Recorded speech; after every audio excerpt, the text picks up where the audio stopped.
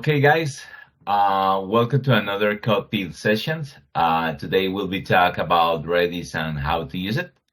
I'm here to remind you if you want to participate in presenting to any topic, please feel free to contact to the SWAT team. Okay, I'll let you with Dala, and thanks for sharing. Okay, man, just go ahead. Thank you, Julio, for the brief introduction. I'd like to take from here. Hello, everyone. Good evening and good morning from all the time zones. I'll just share my screen. Please let me know if you can see it.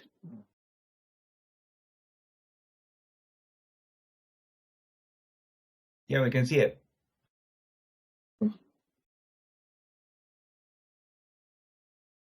Yeah. So today my topic covers like how to get started with the Redis cache memory. So firstly, to know about the Redis, I'd like to mention about what is cache memory. So cache memory is nothing but so whenever we wanted to get the data, we'll obviously contact the data server, and we used to get the data through API calls and all. So if you wanted to make it multiple times, multiple users, so we need to hit the server multiple times to get the same data. Let's say we will be having some kind of data which oftenly does not change. Let's say, for example, some elections are going ahead, like US elections are going ahead, and the results are coming out for every 15 minutes, for every 15 or for every half an hour, the results are getting updated. But the people from all over the world are very eager to know what's the election results. So let's say millions of people are hitting the server and trying to get the data, so which causes a severe burden on the server. So instead of that, at that scenario, what we'll be generally doing is, so for every half an hour, we'll hit the server and get the data and store it in the cache memory. So from next time onwards, whoever hits the server, the cache will serve the data for that stipulated time. Like I'm saying it here for half an hour. That can be 1 hour or 1 day. In case of weather report, it will be 3 to 4 hours. In case of election results, it will be 30 minutes to 1 hour. So this kind of thing, so we just supply the data from the cache memory instead of hitting the data server multiple times. So this is something precisely about cache memory. And so today's agenda, what we'll be discussing is, okay, we understood about cache. Now, what is Redis cache? And how we'll install it and running the Redis. How to use the Redis commands and what are those commands, few commands. Benefits of Redis cache and Redis demonstration. So I'll just try to cover this agenda today because I have a lot of slides. I just have just 45 minutes of time. I'll just cover what all I can do cover today, and if there's something pending, we'll take it in the next session. So yeah, when it comes to the introduction, so I just told in my agenda itself, so what I'm going to do today, so that says in the introduction as well. So now, my first topic is what is Redis, right? So what is Redis? Redis is nothing but it's a remote dictionary server. It abbreviates like remote dictionary server. It's a ultra fast in-memory key value data store, which means it stores the data in terms of key value pairs. Normally in database, how we store the data in terms of rows and columns, right? Rows and columns will be having fields, and we store the data inside the cells. So, but in here, how we store the data is nothing but key value pairs. If you wanted to get the data, we give the key and we used to get the value. What's the value that's stored in the key? So similarly, because it's an in-memory data, like it stays in your machine, so it will be very fast. It no need to contact any server. The data is already in your in-memory. So that's the reason it is very fast. And this is a powerful data structure server. And this is an open source software. So we no need to purchase the Redis. So if you wanted to know more details about Redis, so this is the website. So you can, this is the official website. So you can just jump into this website, redis.io, and get more information. I'll try to provide all that information in this session. If something that I'm missing, so you can watch it out there. And so yeah, Redis stores data structures. Like I said, it's a data structure, powerful data structure server. So what kind of data structure that does the Redis stores? It stores the values in terms of key value pairs. Excuse me. So now the data structures are nothing but strings, lists, hash sets, or test sets. So it stores all these kind of data structures in it in terms of key value pairs, publish or subscribing messages. So this is another feature in the Redis where we can publish and subscribe to the messaging. We can I'll tell you about that later session when the topic comes. Yeah, now the Redis features. Like I said, it is really fast because it's an in-memory server, and it can read or write 1 lakh plus records within a second. So there's the track record of Redis server because, like I said, it's an in-memory, so it can read or write 1 lakh plus records in a second. But this is quite not possible. Sometimes it's not possible with our SQL server or MS SQL server, MySQL server. It is not a database. So, like I said, it is an in-memory server. It is not a database.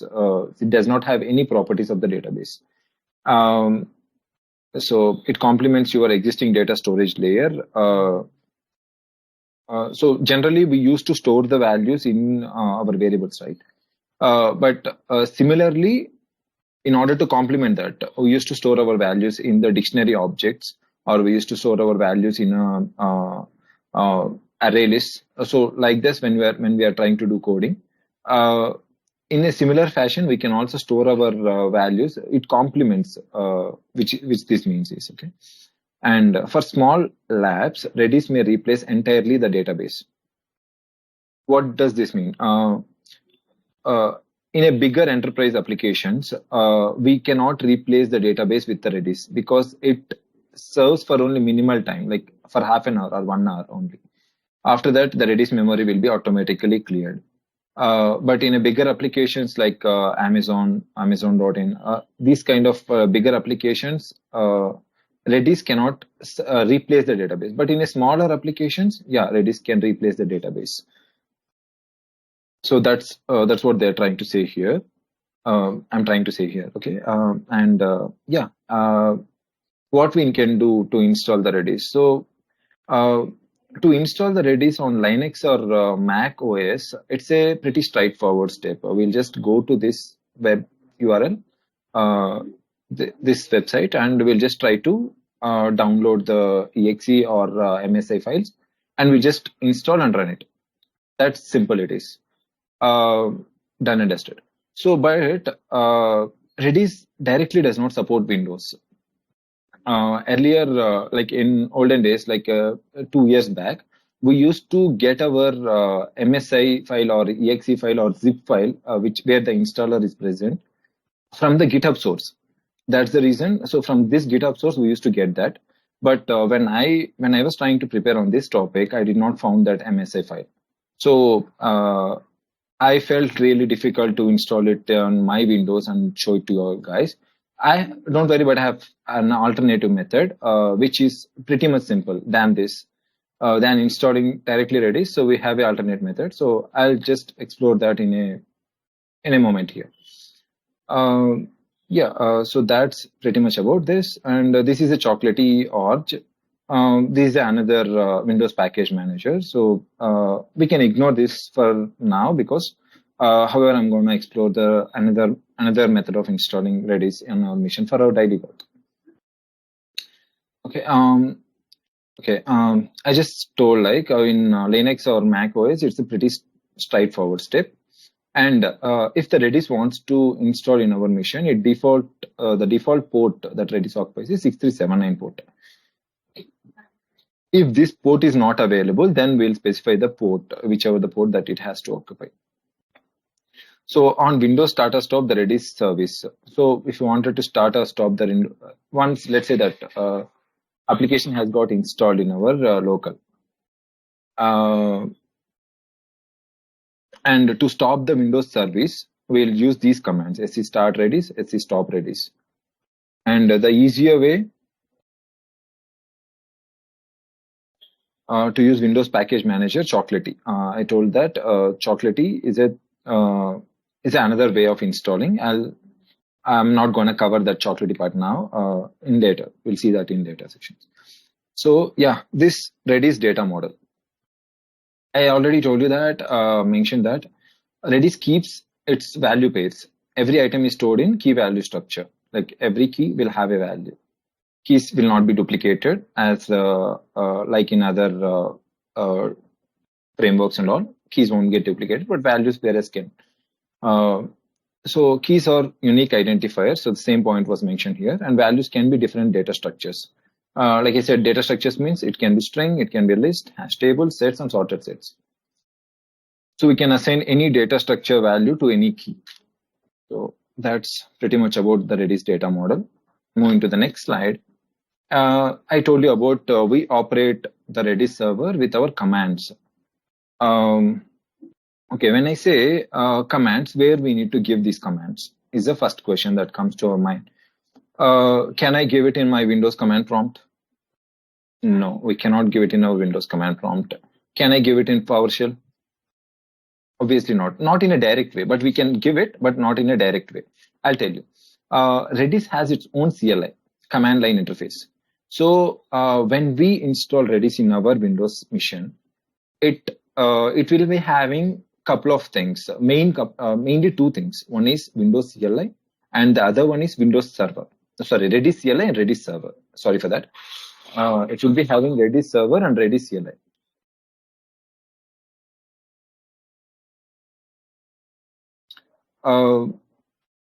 Okay, so when we have a Redis CLI, we'll be giving these commands to perform our operations. When I say set name, let's say here it's Nako, set name Nako. It just replies with okay. Okay, I'm setting key name with Nako value. Okay, if I'm trying to get this key, whatever stores in this key, if I'm trying to give a get command, and if I try to give a key, this name is a key here and Nako is a value here. I said it stores the values in a key value pair. I'm setting my key with this value. It says okay. Now I'm trying to get that value based on the key. Okay, get name. Okay, so in the similar fashion, I was trying to delete my key. Okay, so set, get, delete, and get name. So if I delete here, okay, it got triggered and affected like in the database, how many rows got affected, like that we'll get, right? In a similar fashion, we are getting integer one. That means one key value got affected, which we deleted. If I again try to give the same command, get name, it says nil. No, we don't have any value in name. There's a key, but we don't have any value in it. Okay, or play with Redis online at. One second, we'll not be having that name key also because we are deleting it. Sorry for that. Or play with Redis online at. Yeah, you can practice your Redis online on this website, HTTP. I'll share you this PPT once the session is completed. You can all have access to this URL, so then you can start playing with it. So yeah, that's precisely about Redis commands. Now we'll see. I said we have the data structures, right? So we'll see how we can use those data structures in our Redis commands. So firstly, it's string commands. How we pass the string commands. Like I said, set key and value. Assigns a string value in a key. Set name hi. I'm setting value hi to name. It says okay. Next, the another string command is get key. Returns the value by key or keys. Get name. It says hi. Okay, whatever the value that's stored in it, it just returns it. Similar fashion, incr. It just increments and decrements the things. And string length. It just returns the string length. So these are few commands. If you wanted to get the list of commands, again we have another URL. Inside Inside this Redis.io itself, we'll be having a tab called commands. So we can just go and verify there. There will be plenty of commands to work with, a lot, in fact. So yeah, we have just seen the string commands, how those will be. And now working with keys, how we'll work with keys. Exists key, check whether a key exists. So if we give this command, like exists count, here count is a key, right? So is the count exists, checks whether the key exists or not. It says yes, integer 1, it returns 1, which means it exists. Type key. So type key. So what is the value that we can store in the count? What kind of data structure we can store? It says string. Delete key, which obviously deletes key, and expire key, and t. Deletes a key after t seconds. So we'll just specify the time. Expire key A after 5, which means 5 seconds. So after 5 seconds, this will be deleted. So the same thing is reflected here. Expire A, which is key, after 5 seconds. Immediately I have executed exists A. It returns 1. And after 5 seconds, I have triggered the same command. It returns 0. Without any further command, it just deleted, because I have given the time here. After 5 seconds, please delete it. So that's the meaning of this query, these commands. So now another data structure working with hash tables, which means. So these are pretty much the commands. So I hope it's pretty much same with the string commands. Just the thing is, there we have used the set, get, incr string length, and here we'll be using the respective commands that we use for hash tables. Since we have plenty of slides, I would like to skip this part because we have all the 6 data structures in this PowerPoint presentation. So if we go one by one, then we'll lose our valuable time. So yeah, this is how we work with the lists. So we have R push, L index, L length, L range. So these are and that whatever that can do, I have just given it down below. So working with sets, working with sorted sets, these are all the data structures.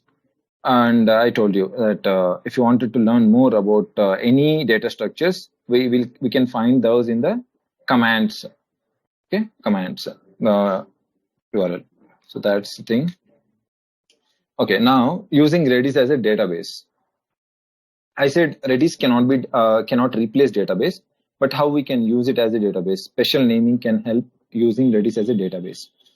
So this way we can use Redis as our database. What I'm trying to do here is add users names Peter. Hash set. Here I'm saying like string add users names Peter. Let's say this is a table. Users is a table. Names is a column in a table. And users is a table again. Peter name. And if I say name, Peter name and Peter email, if those are 2 other columns, then Peter full name is Peter Petrov. And Peter email is pp@gmail.com. So similarly, I'm trying to add names Maria and Maria's name, Maria's email. So I'm trying to enter those fields as well. So add a user Peter, use users.peter as key to hold user data. Okay, so users.peter, key is name, this is the value. Users.peter, email is the key, and this is the value. In a similar fashion, add this names and Maria as well. And S members, users.names means it lists all the users. Get all users.peter means list all properties for user Peter. So this is precisely about using Redis as a database. Okay, next, moving to the other topic, Redis integrated with our .NET API. How we can integrate. Now we have just learned what is Redis and what are the things that exist in the Redis. So now we'll just see how we can integrate that. So this is the obvious step, right? So even though we learn it, if we don't implement it, then it's not useful in our case. So we're already in most of the projects in wherever we are working, we are using this Redis cache. So just trying to tell the same here. So yeah, working with Redis and .NET, we just need to install the Redis client of service tag.net. To install that, this is the command that we need to follow. And install package service tag.redis, storing objects into memory. So this will, using this command, we will install few packages and dependencies related to the Redis, so that to get or set the values, we can just refer those namespaces and we can just perform the operations. So storing objects into memory. So this is how we store the objects, and we will write the code, the Redis code in our C# logic. So as you can see here, so this is these are the lines of the code that I have just written, and so yeah.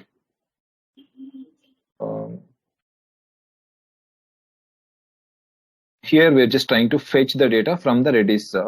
Whatever we have stored here saves object into memory. So we are saving the objects into a redis.store, redis logs.store, and we should get it at some stage, right? So we are trying to redis logs.get all.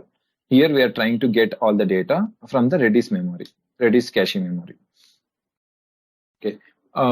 Yeah, Redis server and Redis client. Like I have explained earlier, so when we are trying to install the Redis in our local machine, we just need to focus on two things mainly.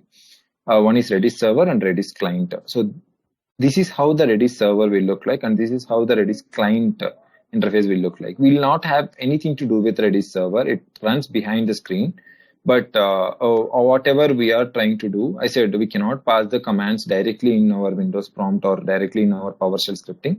So then what we can do, we can write our commands in Redis CLI. So this is the command line interface of Redis. So you can see here 127.0.0.1:6379. This is the default port, like I already mentioned. So we just give our commands sadd set key value 1, sadd set key value 2. So we are just setting the values. And whenever we are like setting the values, it just returns us, okay, how many rows got affected and how many rows got affected. So that kind of thing. And if you want to return. So these are the few commands that we are giving here. Okay, so this is Redis server. Don't worry, we'll not do anything on the Redis server. We just need the Redis server to show to store our in-memory data. This will be in the same mission wherever we are installing the Redis. And Redis clients. The service stack Redis API provides 3 different clients to work with the data.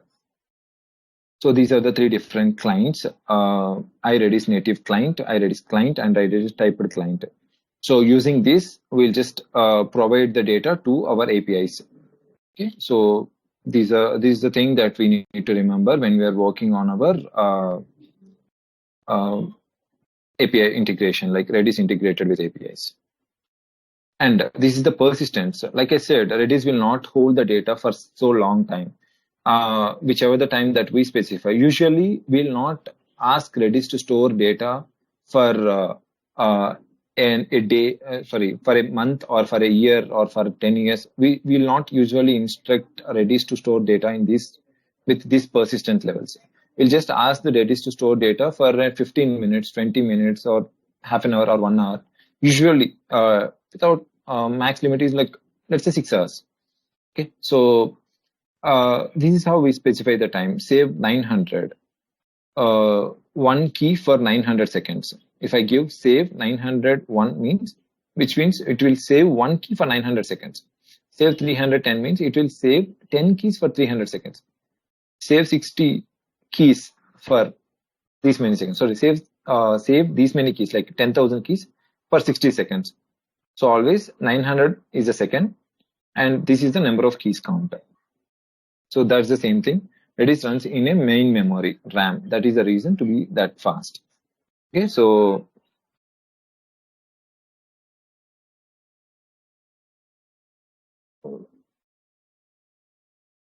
yeah. So this is about Redis persistence.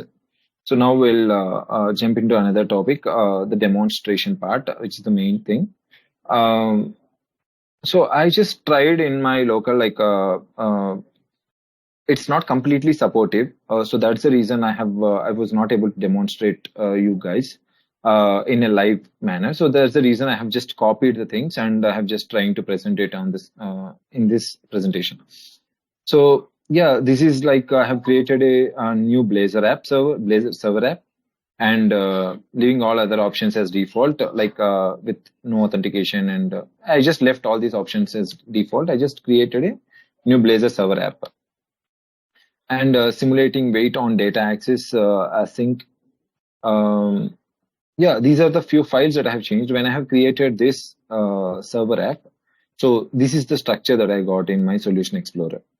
Okay, so when we created a Blazor server app, so all these files are pre-populated, which means scaffolded. Okay, so when we directly run the when we directly like after immediately after creating the project, if you directly run the application, you will get this kind of data. Okay, so a weather forecast. So you will see this page, and if you click on fetch data, you will see some data is being fetched from the database. Okay, so this is data that is storing in the, let's consider. So this, whatever I'm showing now is just to demonstrate, in the beginning of the session, whatever I said, like US election results or weather reports, these are like a general examples, but I was just trying to demonstrate here how the cache works, with cache, how the data populates, and without cache, how the data populates. Okay, so in order to demonstrate this, if you directly run the application, so immediately this page will open without any delay. But wantedly, I'm adding some wait task delay for 1.5 seconds. So I just wanted that loading, data loading text here to be present. That slight delay will be there, right? So that delay is nothing but contacting our server and retrieving the data. Whatever that I just wantedly doing this because I just wanted to imagine you guys how it contacts the server and gets the data with that wait time. And if I now, because it's contacting data and data server and getting the data, so there is some delay. Now what we are trying, we're not trying to contact the server. We are directly feeding the data to our UI from the cache memory. It at once only it will just contact the data, and immediately it retrieves the data, stores in the cache memory, and for the next specific time, it only supplies the data from that particular cache memory only. Okay, so that's the thing. And installing Redis server using Docker. Right. So I just told you guys installing Redis server in our Windows machine is a bit typical thing. Instead of that, if you guys are having Docker or Docker desktop in your machines, we can easily work on our Redis machine, Redis server. Like it will be no change. Even though you have Redis on your local or you have deployed a Redis image on your Docker machine, it works in the same fashion. But the advantage with the Docker is you can only use it whenever you required. If you don't want it, you can just stop the Docker, or you can just ask the Docker to stop the Redis image from being running. So you don't need to install it locally. Okay, so that's the advantage. Now, commands to install Redis via Docker. So this is the beautiful phase that I have explored. I was not aware of the Docker, like what it was, what it will do initially, but in this process, in this learning process, I just explored these Docker things. So yeah, Docker, we just give these commands, whichever I have given in the green here, whichever I'm representing with the green color. So these are things that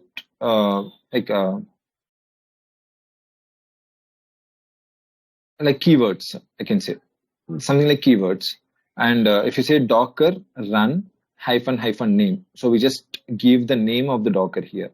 And my Redis is my Docker, my Redis name, like whichever image that I'm installing. So that's name. That name is my Redis. You can define whatever the name that you wanted here. Like I can give Naveen Redis, or I can give Arayo Redis image, whatever name that comes to my mind, I can just give here. And I'm just defining the port here. So this is the port. What I'm trying to do here is 5002 is my Docker port. Okay. 6379 is my Redis port. So I am trying to establish a connection between these two ports. And -d Redis. So this is the image name. Here I'm trying to install the Redis image, right? So that's the image that I have given. Now, what if this Redis image is not found in my local? So initially, when I have executed this command, Docker will firstly check my system compatibility, my system, whether the Redis image is present in my system or not. If it does not present in my local, then there are already few predefined images will be available in Docker. So it directly fetches from the Docker server itself. So it directly fetches from the Docker server the Redis image, and it will run it. So once after running the Redis image, we'll get something command like this. Like we'll run something command like this: Docker ps-a. So we can see all the information related to our image which we have run. So this is like what is my name of my Redis server. So this is my name. This is the name of my Redis server, and which image I have ran, Redis image, and this is the container ID. So this is the most important part, the container ID. We all know that Docker works with the containers. So it has assigned this container ID for my Redis image. Okay, so then how I can work with the Redis via Docker? So now I was just trying to point to my Redis. I just give this command: Docker execute -it, my Redis is my image name, sh. So once I have given this command, I used to get this one, Redis/CLI, which means command line interface. So from here onwards, for me, this port will be opened. If I just give ping, I get response pong. If I just give this command select 0, I get okay. If I give db size, what's the db size? It says 0 because I don't have anything in my memory right now, in my Redis memory right now. So that's the reason it has returned me 0, integer of 0. And I select 0, it just selected it. Okay. So if I give ping, it responded me with pong. So that's the default way of testing any Redis CLI. So if you don't know all these commands also, you can just give ping. If it responds with pong, then you can relax that your Redis is working fine. Now, installing required NuGet packages in Visual Studio. Yeah, these are all the steps when we are trying to work in our local .NET application. So we just need to make sure that these are some of the supportive libraries for our Redis. So Microsoft Extensions Cache, Stake Exchange Redis, Stake Exchange.redis. So we just need to make sure that these NuGet packages were installed in our project files or not. And application configuration for Redis. So this is how we need to configure our application. So inside the configure services method for startup.cs, we just need to add some cache information to dependency injection system. So this is how the coding all goes. I just wanted to stick to the concept instead of going to line by line code. So yeah, here what I'm trying to do, I just know that where my Redis is serving currently. It's in the localhost 5002. This is what's the port? What is this port? This port is my Docker port, right? So I was just assigning my 6379 port to this localhost port. So that's the reason I'm giving this connection string. I need to use this Redis as my data serving object now. So that's the reason I was giving this as my connection string. Now I'll read this connection string.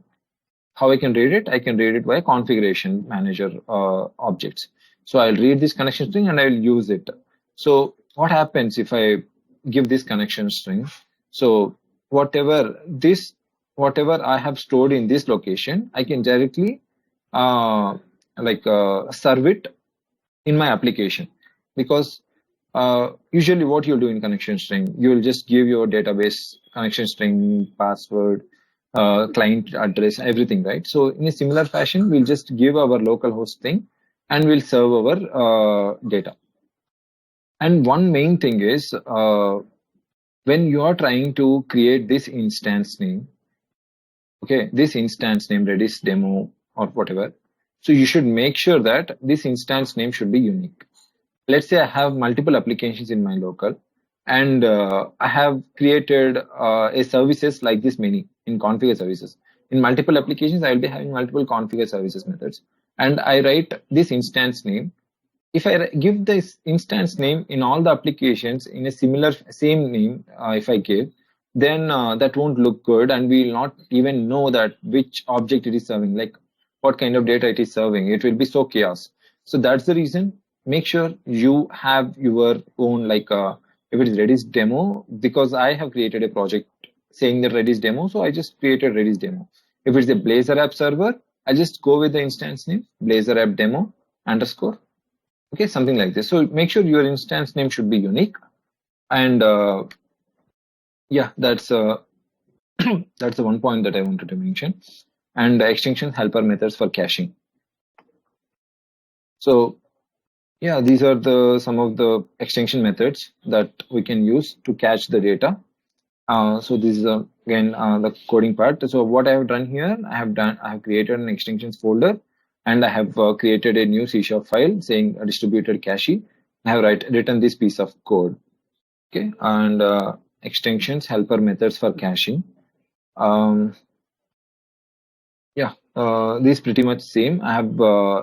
I implemented get record async method in the same extension class. So in the same class, same extension distributed cache class, I have just created another method get record async. Okay, now I'll tell you that how initially I have shown you this screen, right? So initially what we'll do here, how this will work. We get the data from the server in a object format, in a model format, and we will serialize it.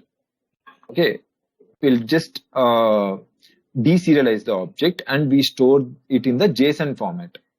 JSON is again a key value pair, right? So we store it in the JSON format in our Redis memory. And whenever we wanted to put the back the same data, whichever we have deserialized, so if we wanted to put the same data back to this API means, so we'll just again get the JSON from the Redis memory and we'll construct an object and we'll pass it to the model. So that's how whatever we are doing here, set record async and get record async. So we are using some deserialization and serialization objects, right? So this is for that. So whatever I'm trying to do, I'm trying to get the object from the data source and serializing it, putting it back into the Redis memory. And whenever I wanted it from the Redis memory, I'll just get the JSON object and serialize it again, and I'll supply it to the APIs. So yeah, implementing cache with Redis. So this is some razor page code which we need to write. Yeah, this is again the coding part. Right, if you can see here, loading data versus cache in action. So load forecast, if I click on load forecast, loaded from API. So now this will be loaded from API directly. It contacts the server and serves the data. So this has got served by our API, and this has loaded from the cache. So now it won't reach the API. It will directly serves it from the cache memory. It won't even hit the API. How it will be useful now? You can recollect my initial points. Weather will not change for every 15 to 20 minutes. We'll show the same data. Even if it changes, we'll show the same data for every 15 to 20 minutes. After 15 minutes only, it will again change. So in the same way, for 15 to 20 minutes, the data, how many times you hit, it serves the data from the cache memory and reflects the same data, even if there is a change in database also. Okay. So after 15 minutes, now the time has spilled over. So it will just directly contact the database again and serves the data and store it in the cache again. And for another 15 minutes, it serves the updated data. You got my point. Hope I so. Um, yeah, that's pretty much about how we need to serve the data. How the cache and API, how we retrieve the data from API and how we retrieve the data from the cache. And Redis data in Redis cache. Yeah, like I told, here we have the data, and I told you, right? It will store the data in the JSON format. So this is the JSON format. You can see Redis demo is my instance name. Okay, weather forecast, and this is my name of the extensions which I have given. Or I'd be writing some code in the extensions and all. Now you might get another doubt: who specifies the time? Like this has to last for this much of time, and like this has to last for another couple of minutes. Who specify that time? Here you can notice this point: absolute expiration relative to now, sliding expiration. Sorry guys, I forgot to mention about this point. So this is another key point in learning the cache, Redis cache. So whatever I'm trying to do here is absolute expire time. So I'm trying to give some time to this object. These are the two properties which specifies like how much time I need to serve this Redis data, how much time I need to hold this Redis data, whichever I'm holding. So these are the two objects. So make sure that you work on these two objects when you're working on the Redis related things. So sliding expiration is fine even if you don't give an absolute time, but absolute expiration related to now is a mandatory thing. Whatever I'm trying to do here is absolute expire time. I will be getting some value. If it is null, then time span from seconds 60. In 60 seconds, the data will be gone. It serves the fresh data. In 60 seconds, whatever the data that is holding the Redis memory, it will be lost, and the object becomes empty, and it again requires a new data which serves from the API again. So that's the reason you are seeing some data here, right? So when you give the commands, get all Redis, so you just give this image name, Redis name. So if you just click on that, you get all the data you require, whichever the data that API is serving in a JSON format, of course. And this is the absolute expiration time, sliding expiration time. Okay, three, 5 is an sliding expiration and absolute expiration times. This is something that we can learn and see. Here, scan 0, 0, okay, and if I give these are the two things. One is 19 and 20. 19 and 20. You can just see the timings, right? 19 and 20. So if I again click on scan 0, at some point this 19 is gone, which means it has only one list object. Earlier it has two, but immediately in a 1 minute I have clicked this many times. After 1 minute, the previous object is gone. I told you, right, that absolute expiration time. So the previous object is gone, and it now only has one object, that is the latest one, 120. So yeah, this is how it stores the data in a Redis server, and this is how we can work with the Redis CLI. Okay, now Redis is we have Redis server in our Azure as well. So Azure also have the support. It also supports the Redis server. So how means you can just go through this. If you go to the databases and Azure Cache for Redis, so this is all. You need to spend some money to learn these concepts. I mean, to use this concept, not to learn, but to use this, you need to spend some a minimal amount. So I have choose the best package which is available for learning. This costs around $16 per month. And whatever the things that you need to select, I just specified in this for you. If you are interested, you can learn it from there. And yeah, how it works. Azure Redis server. We have a console here. Once the server is created, we have a console here. And this is the memory usage. Whenever we store the data, it just goes high. The spike goes high. Whenever we are not serving the data from the database, from the Redis server, it stays low. It goes in an equal pace. So if you click on console, again, your CLI will open like this, Redis CLI. If you see here, ping, pong. Okay, if I give command ping, it serves me pong. If I give command select 0, it serves me okay. Scan 0, it serves me 0 because I have already selected 0. It says uh, 0 object is present in it.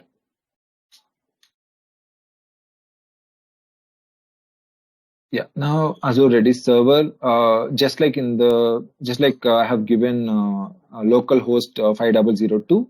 Now, if you are using Azure Redis server, we'll just change our connection string to Blazor Text Redis Cache Windows.NET 6380, and we can just work on this. So you can see here we have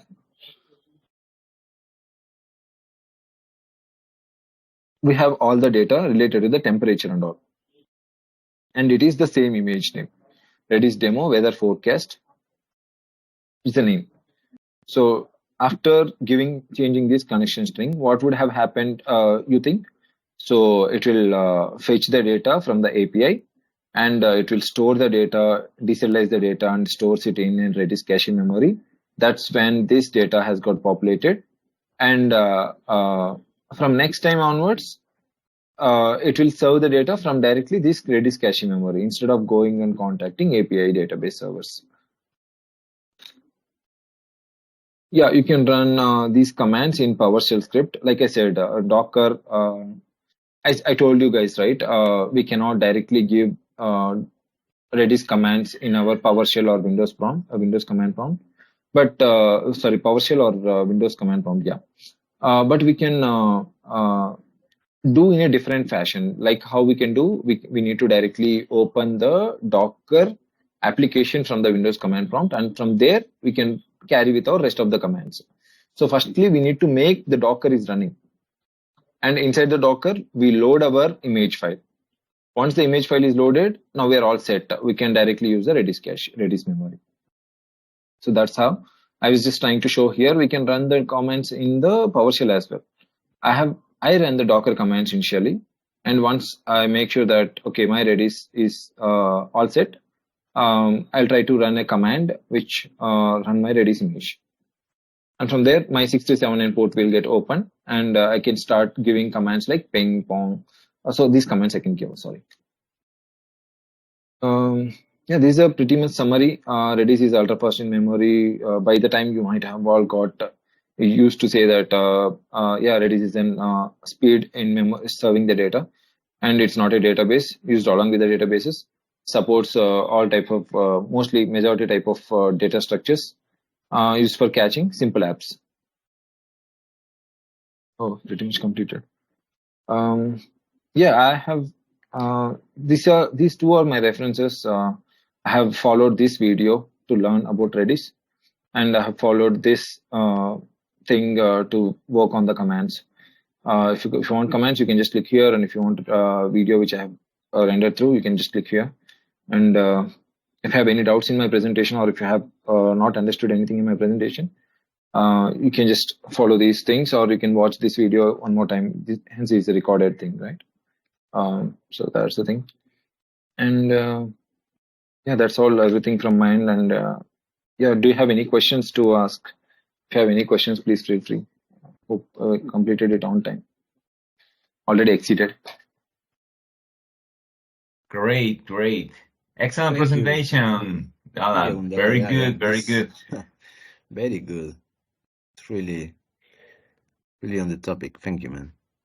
Yeah. We are thinking we are thinking something that's maybe we can prepare another session for the next quarter, only with the demo practice. Mm-hmm. So we are thinking with Emiliana that's maybe we can prepare something like a Redis in practice.